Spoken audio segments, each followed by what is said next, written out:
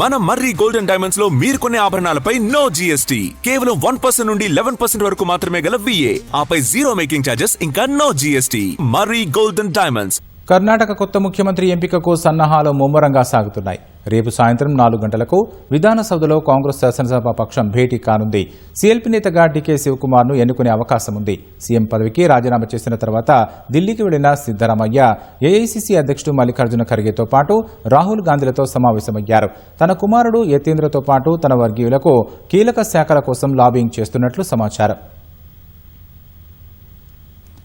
కర్ణాటకలో నూతన ప్రభుత్వం ఏర్పాటుతో పాటు మంత్రివర్గ కూర్పుపై కాంగ్రెస్ అధిష్టానం డీకే శివకుమార్తో చర్చించినట్లు తెలుస్తోంది.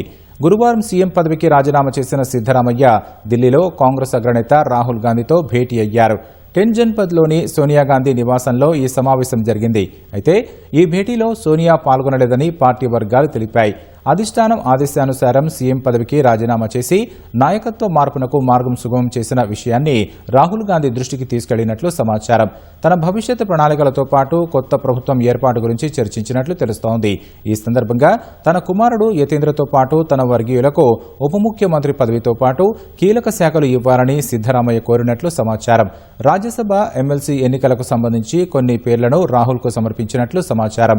సుమారు గంటసేపు జరిగిన ఈ సమావేశంలో కర్ణాటక కాంగ్రెస్ వ్యవహారాల ఇన్ఛార్జ్ రణదీప్ సుర్జేవాలా కూడా పాల్గొన్నారు. అనంతరం కాంగ్రెస్ అధ్యక్షుడు మల్లికార్జున ఖర్గేతోనూ సిద్దరామయ్య సమావేశమయ్యారు. కర్ణాటకలో కొత్త ప్రభుత్వం ఏర్పాటుతో పాటు పార్టీలో తన భవిష్యత్ పాత్ర గురించి చర్చించినట్లు తెలుస్తోంది.